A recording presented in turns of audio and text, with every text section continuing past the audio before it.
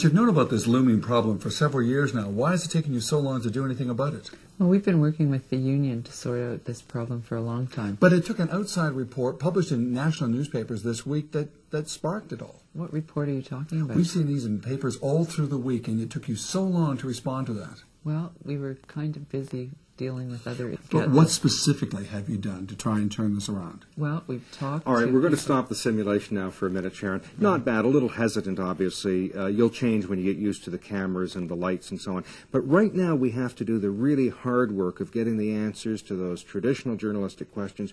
What did you know? When did you know it? And what are you going to do about it? And how is it that what you're doing is different than what everybody else who has this problem might do?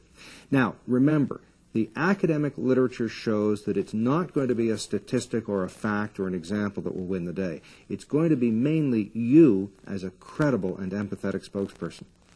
Hello, my name is Alan Bonner, and I'm in the risk and crisis management business. We prepare people and organizations like you for hot situations like this. Our philosophy is simple. You're way better off rehearsing and getting your story straight with us here behind these closed doors than you are winging it in front of legislators, regulators, an angry public, or the hot television cameras. By the way, all the questions we ask are right off the front pages of the paper and actual cases that we've handled all over the world. You don't have to make anything up to make the point. Our instructor for today's session is Joe Cote. Now, you'll remember Joe as one of the longest-serving and most successful morning show hosts in North America, a nationally known broadcaster, and a legislative reporter. And just as I do with all of our clients, I'm going to turn you over to Joe. He'll take you on a tour of our facilities, and I'll meet you upstairs in just a few minutes. I put Sharon in the hot seat, just as I've done for many years with premiers, cabinet ministers, and hundreds of CEOs. She's learning to deal honestly and effectively with all media, radio, print, and television. About half of our business is in response to crises, lawsuits, mergers, downsizing, criminal wrongdoing, and so on. The other half is training to prevent incidents. We offer intensive workshops in risk, crisis, media, speaking, writing, and negotiating skills.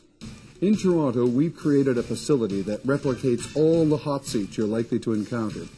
We train politicians to speak in legislatures and committees, witnesses to appear in hearings, and spokespeople to get it right in front of community groups or with reporters.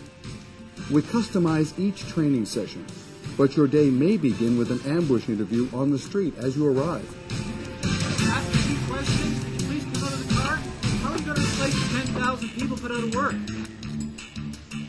How do you feel about exporting jobs and products? Well, I certainly feel that the government has a role to play in assisting Canadian manufacturers. Once inside, you'll be tested with a double lender in a typical office setting. Say you're committed to an interview with a news anchor in another city. All you'll hear is the news anchor's voice. All you'll see is the camera, which will transmit your image back to that newsroom. Now, that was all right, but I want you to do it again. Oh, the light was really bothering me. But if me. you could try to look more at the lens rather than at the light itself, you have to get used to that because they need the light, obviously. Yeah. So you've got to be understanding. If you can drop your shoulders, relax a little more, and try to be more personable. You've got to come across as warm and be yourself, really. I think that the tax structure is such. After the double lender, we might convene an editorial board meeting. We have journalists write up a news story set in column inches with a headline, picture, and cut line to show you how your words will be used. Here's where you need to make your case quickly, return to your main points, and ask for editorial support. Don't be shy. And then it's here to the makeup room to get yourself ready for television.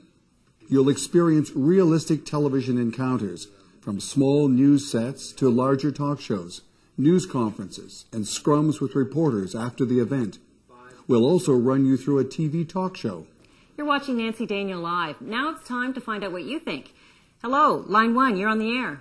Yes, I think that the fellow who's spouting about health and safety is full of malarkey. I can't imagine. In all these encounters, we'll coach you on where to look, how to sit, and how to make the most of the situation. Then we make sure you can handle one of the toughest media venues of all, the open line show. It's 10:15. The Larry Solway Show is back. The critics call it frankenfood. My guest says that it's the way to feed the world. I'm talking about genetically modified foods.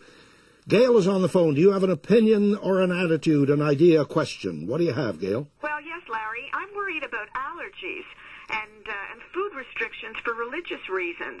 We can also set up our facilities to simulate a regulatory body, questions in the legislature, committee hearings, community consultations, and other challenging forums.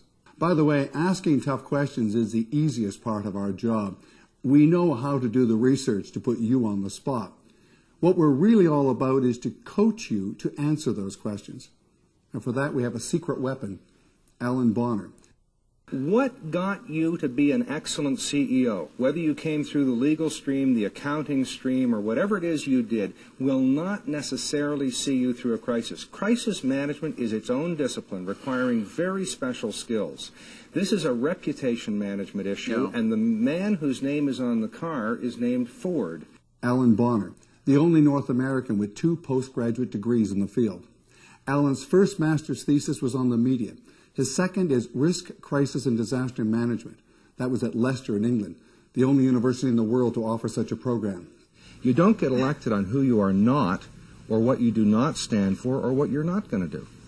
You may remember Alan from network and local news programs as an analyst and commentator on politics, communication, and breaking crisis stories. I think Alan should explain the training and management technique that he's invented. It's called the SACO system. This is what we call the green room. It's where we end up after a long training day or strategic session. We review videotape, refine tactics, and test messages. We make sure you're prepared. The SACO management system that Joe referenced stands for Strategic, Overriding, Communications, and Knowledge Objectives. It's a way of thinking, writing, deciding, and dealing with those management problems you'll have to face. We know that when you start explaining a new policy or what went wrong, the next 20 seconds can have a profound effect on budgets, the regulatory environment, and maybe your career. We want you to be prepared. We want you to rehearse behind closed doors with us. Before you join us, you'll have read the SACO book or you'll have listened to our 3-tape distance learning package.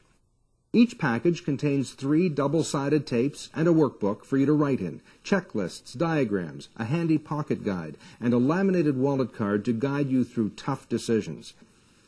After listening to those audio tapes and doing your written exercises, you'll be ready for our simulations. If you have any trouble with messaging, we will custom design SACOs to meet your needs. We start you off with 3 non-threatening exercises to camera, looking at messaging, body language, and protocol. Then we have you draw your messages to make them more specific and concrete. If you're not drawing it, you shouldn't be speaking about it. When you're ready, we bring in retired professional journalists, lawyers, politicians, engineers, and others as need be to make your simulations as realistic as possible. All of our techniques are based on hundreds of peer-reviewed academic articles and years of postgraduate research. We know group dynamics, transactional analysis, and the social amplification theory of risk. We also know what jacket you should wear for television. Now, much of the work we do for clients is confidential, but we did recently hold a gathering of clients at our center, and I think it's time you meet a few of them. Come on.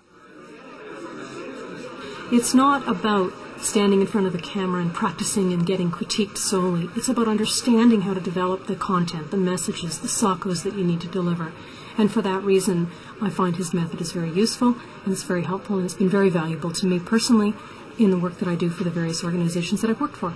I hired Alan Bonner some years ago when I was a senior official in municipal government. I found his assistance to me invaluable. He really taught me how to stand up and deal with the public and with politicians and speak to the issues at hand. When I was working at a large downtown hospital in the city of Toronto, we had a major crisis, and I picked up the phone and called Alan, and I just wanted to thank Alan and his wonderful team for helping us through a very difficult time. Needless to say, we came out smelling like roses. I'm very proud to give a testimonial for Alan Bonner, who was a very fine journalist and who's an equally fine consultant. A very good man indeed. I brought Alan in to deal with an incredibly volatile situation at a time when the company was walking into liquidation. He managed to put together a terrific program, communication for the employees, and particularly in our group area, our largest piece of business. And due to his efforts, we communicated with the employees, kept them in place, and kept value in the business. Congratulations to Alan for a job very well done.